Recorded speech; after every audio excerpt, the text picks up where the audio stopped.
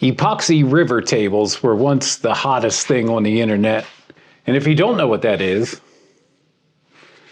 it's essentially a slab with a river of epoxy flowing through the middle of it.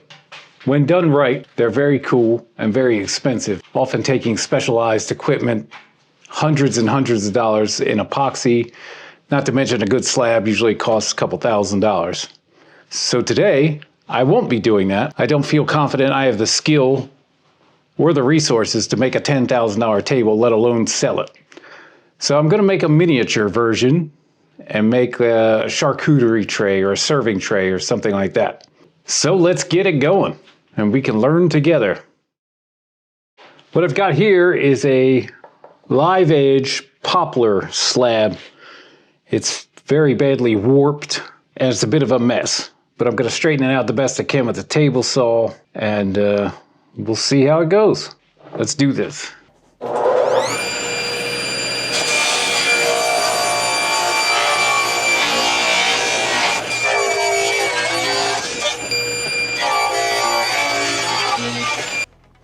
All right, I'm gonna get these over to the joiner and flatten them out a bit.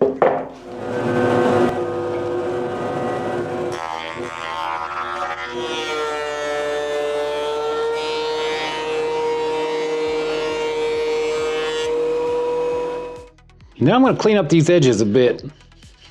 They don't look particularly good and I want to give something for the epoxy to really grip onto. So I got some 120 sandpaper here. Just going to clean them up.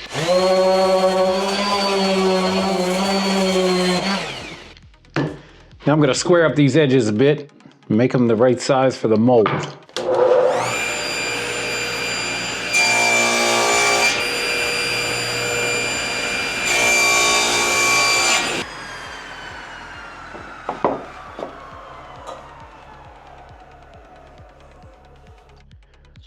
All right, I'm gonna mix up just some regular tabletop epoxy to kind of paint this and seal the wood. So when I do pour the colored epoxy, it doesn't stain the wood.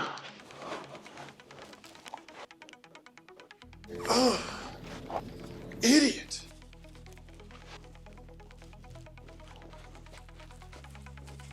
All right, gang, we're gonna let that set up overnight. On to the next step. Tomorrow. Now that this epoxy has cured overnight, we're ready to mix up some colored epoxy. I know lighting over here sucks, by the way. I apologize for that.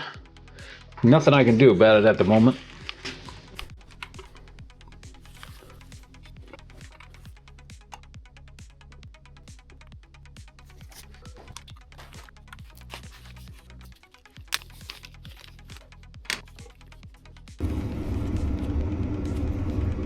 These need to be weighted down so they don't float once I pour the epoxy. A few moments later.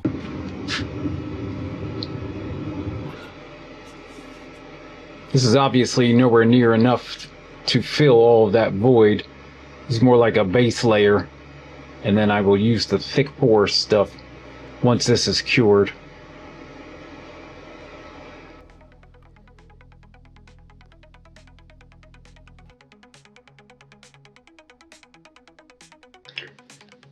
Now we let that sit for like 10 minutes. I'm gonna hit it with the torch and get rid of all the bubbles.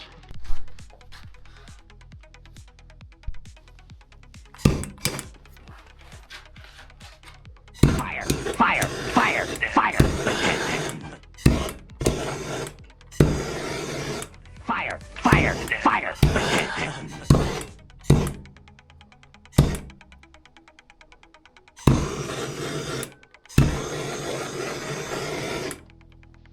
Got to be very careful doing this because it can burn the epoxy and then it will look like garbage.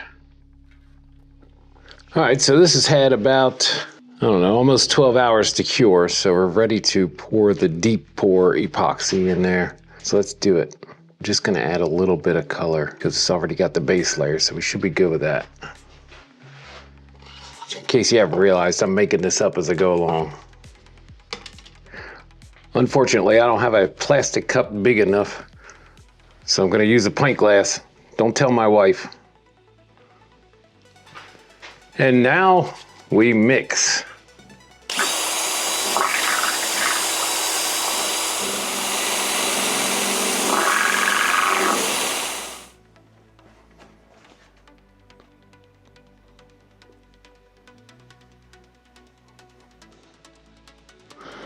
Gonna go hide the evidence here in the trash can.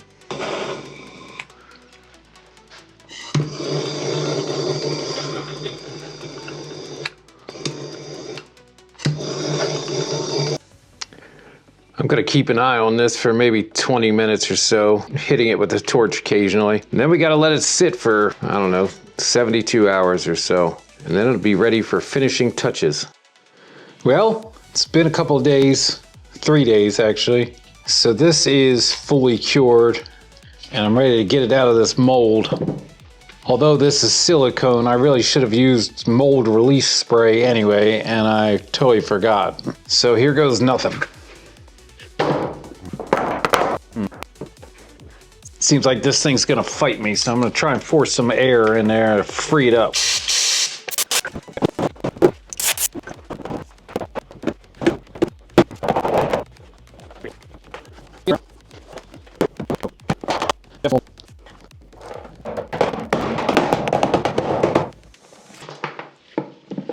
There we go. First thing we're gonna do is send this through the planer.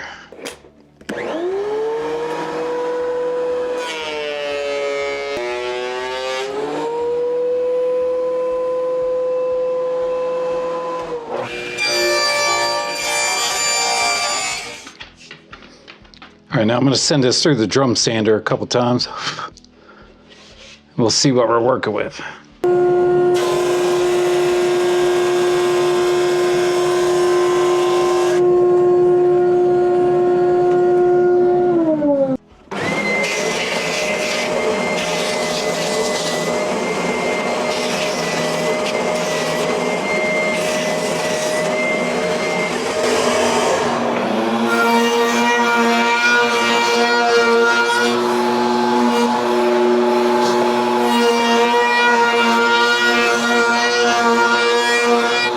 I think that's a winner.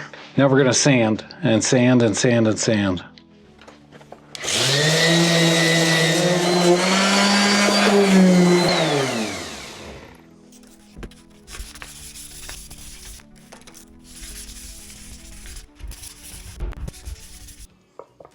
Going to let this thing completely dry out now. Get it over the laser, put the finishing touches on, and the finish itself, it's done.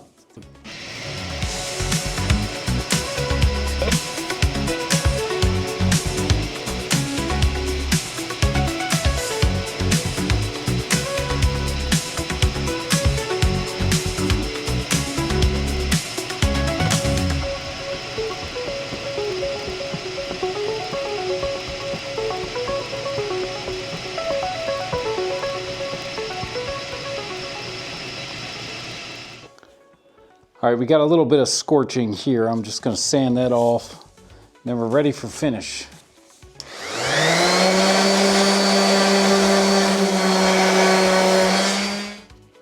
Odie's oil, I really like this stuff. It's quick, it's easy, it looks great, and it smells great.